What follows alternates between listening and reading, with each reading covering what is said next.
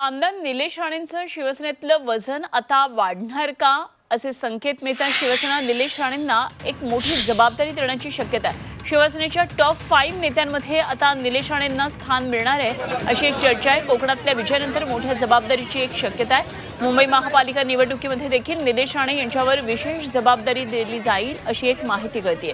शिवसेनेतील एका वरिष्ठ नेत्यांनी ही माहिती दिली आहे। आणि या संदर्भात आणखी माहिती जाणून घेऊया। आमचे प्रतिनिधी कपिल राऊत सध्या आपल्याबरोबर जोडले गेले।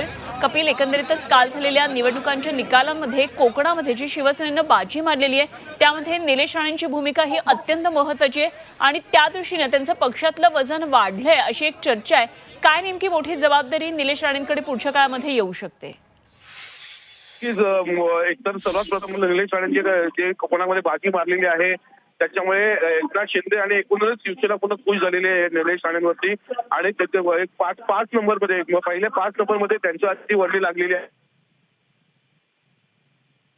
कौतुक केलेलं आहे। त्यामुळे येणाऱ्या निवडणुका ज्या आहेत स्थानिक स्वराज्याच्या त्याच्यामध्ये एक महत्वाची भूमिका निलेश राणे पार करतात आपल्याला दिसतील।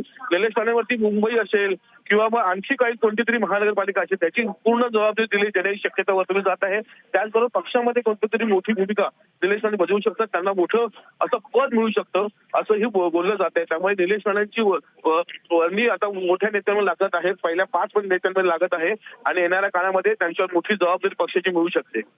ठीक, कपिल, धन्यवाद दिलेल्या माहितीसाठी। कपिल राऊत आमचे प्रतिनिधी आपल्याबरोबर होते।